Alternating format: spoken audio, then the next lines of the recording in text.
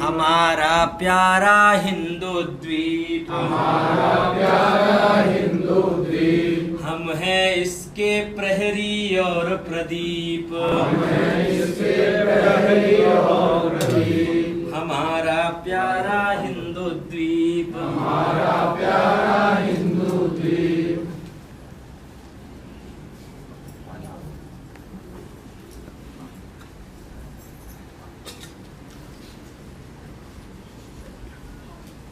अब 20वीं चलेगी ना कंडिका, 19 में का हो गया ना, आनंदगिरी टीका भी हो गई।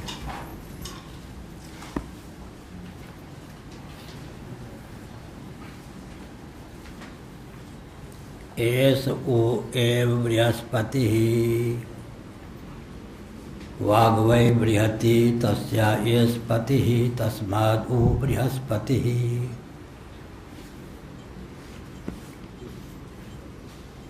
बृहति के पति का नाम बृहस्पति। निस्संदेह यह जो प्राण है बृहस्पति है।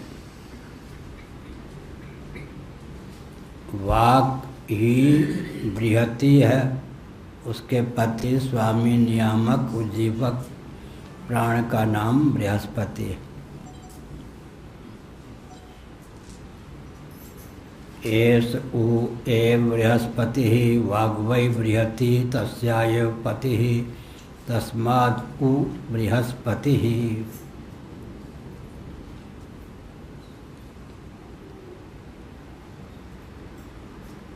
एस उ यह जो प्राण है हमारे जीवन में, देवगुरु बृहस्पति है। यह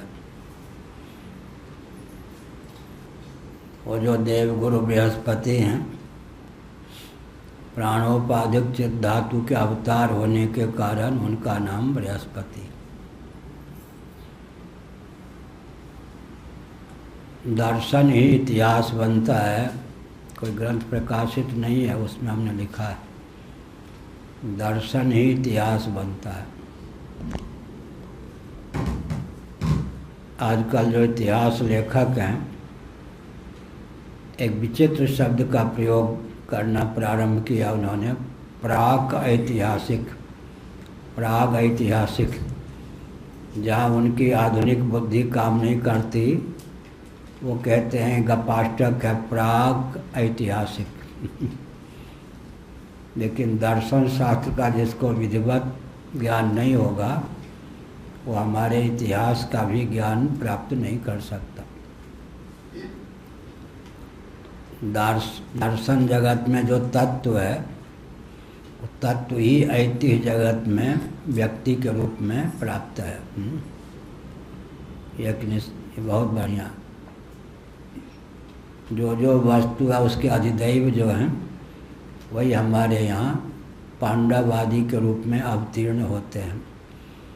तो दार्शनिक तथ्य ही ऐतिह्य धरातल पर ख्यापित होता है।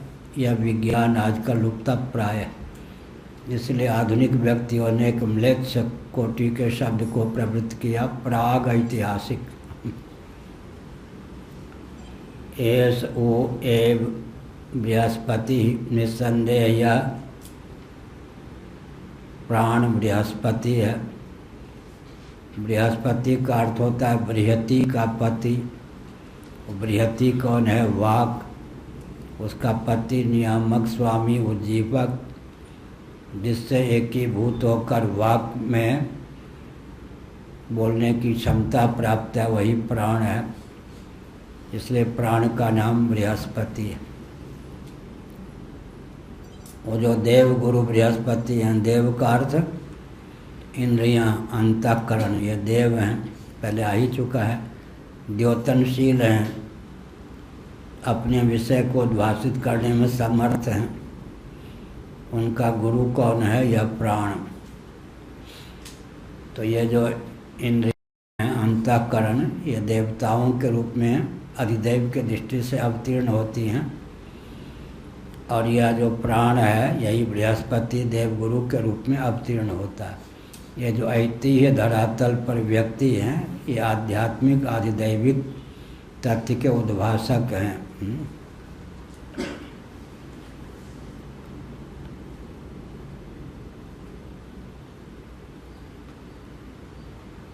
ऐसे वो न केवलम का, यही ना 20वां, न केवलम कार्य कारणयोः एव आत्मा। कारण शब्द के स्थान पर कहीं कहीं कारण भी हो जाता है। कार्य करण कर्तृत्व, कार्य कारण कर्तृत्व, गीता में दोनों पाठ। कारण का वर्णन चल रहा था, लेकिन यहाँ भाष्य में है न केवलम कार्य कारणयोः एव आत्मा। करण करके अर्थ करें तो जल्दी लग जाएगा, क्योंकि कार्य करण का वर्णन चल रहा था। यह जो प्राण है कार्य करण का ही आत्मा नहीं है, बल्कि न केवलम कार्य कारणयोरेव आत्मा प्राणो माने प्राण प्राण रूप कर्म भूतयोः किम तर्हि ऋग्यजुषाणां नाम भूतानां आत्मेति सर्वात्मकतया प्राणम स्तुवन मही करोत्युपास्यत्वाय। महिमान्वित करते हैं उपास्य प्राण को सिद्ध करने की भावना से। रूप कर्म भूतयोः किम तर्हि, रूप और कर्म, यह जो स्थूल शरीर है, नाम रूप कर्म तीन चीज है या नहीं? नाम रूप कर्म, उसमें रूप कौन है? पंचीकृत पंच महाभूतों का जो तारतम्य संघात रूप स्थूल शरीर है, उसी के लिए यहाँ रूप शब्द का प्रयोग किया गया है। रूप का अर्थ है कार्यात्मक स्थूल शरीर। यहाँ पर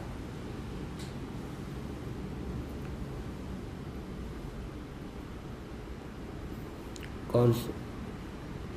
न केवलम कार्य कारणयोः आत्मा प्राणो रूप कर्म भूतयोः। अब कर्म क्या है?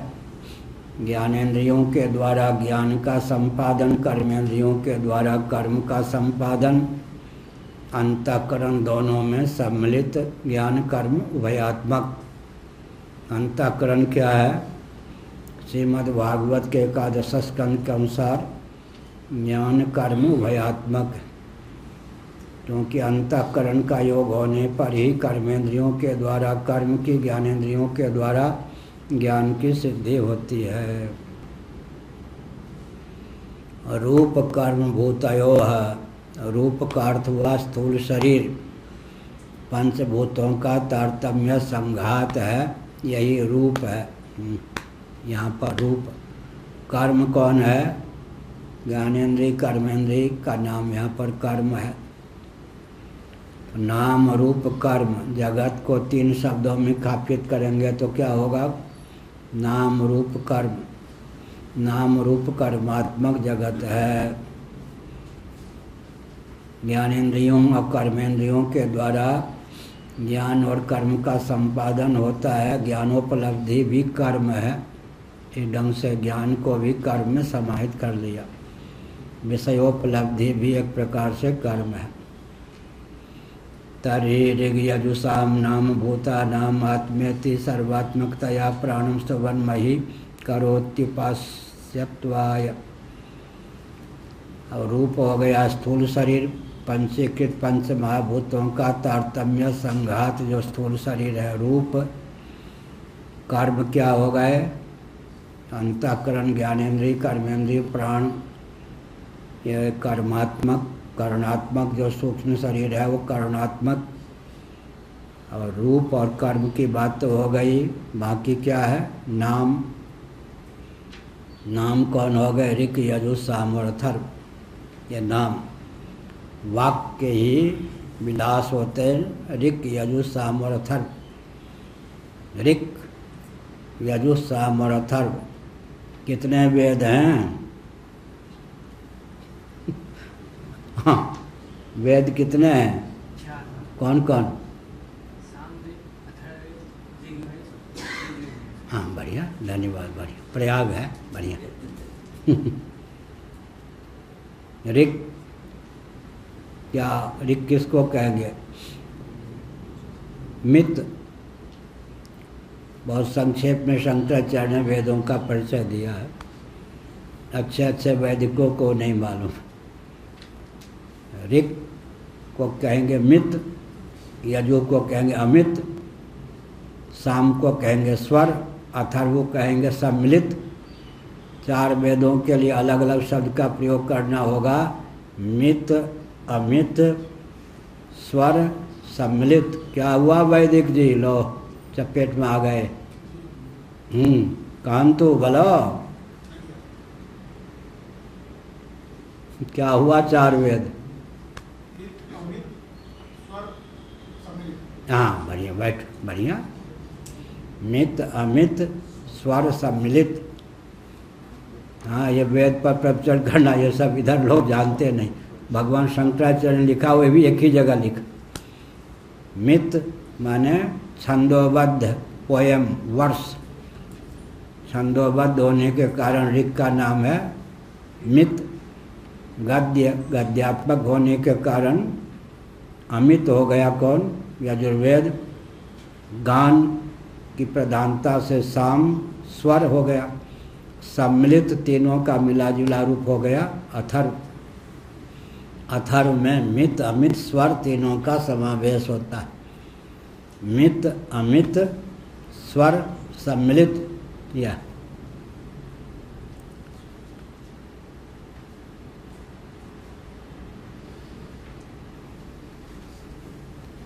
कहाँ चल रहा था भाई? अब तो कौन सा पेज था? 127। क्या चल रहा था? ऐसा हो, यही ना? न केवलम कार्य कारणयो भी कर सकते हैं। इसमें नए पुस्तक में करण ही है। हाँ तो ठीक है, पुराने वाले में कारण है। करण ठीक है, पहले करण का ही वर्णन आया है। नए में सुधार दिया। ठीक। कार्यात्मक स्थूल शरीर है, करुणात्मक सूक्ष्म शरीर है। इन्हीं का आत्मा कौन हो? सूक्ष्म शरीर का अर्थ करण कोटि ले लेंगे, कर्मेंद्रिय, ज्ञानेंद्रिय, अंतःकरण। उनका जो आत्मा है वो प्राण है। प्राण का अभिव्यंजक संस्थान है स्थूल शरीर, और प्राण से उज्जीवित है, कर्मेंद्रियाँ उज्जीवित हैं, ज्ञानेंद्रियाँ उज्जीवित हैं, अंतःकरण भी उज्जीवित है। ये स्थूल शरीर हो गया रूपात्मक, और ये ज्ञानेंद्रिय, कर्मेंद्रिय इत्यादि कर्मात्मक। नाम, रूप, कर्म। रूप और कर्म का वर्णन कर दिया, अब नाम रह गया। ऋग, यजु, साम और अथर्व जो हैं ये नामात्मक हैं, वाग विलास हैं। वाग, नाम, रूप, कर्म। स्थूल शरीर क्या हो गया? पंचीकृत पंचभूतों का कार्य होने के कारण रूपात्मक। कर्मेंद्रिय, ज्ञानेंद्रिय, अंतःकरण करणात्मक हो गए। ऋग, यजु, साम नामात्मक हो गए। प्राण जो है इन सब का हेतु हो गया। अब 10 मिनट है, ये जो आए हैं महाराष्ट्र से, इनको कई प्रश्न करना है। और 12 बजे ही पाठ को विराम भी देना है। 10 मिनट में इनके साथ प्रश्नोत्तर होगा। ओम पूर्णमदः पूर्णमिदं पूर्णात् पूर्णमुदच्यते पूर्णस्य पूर्णमादाय पूर्णमेवावशिष्यते। ओम शांति शांति शांति।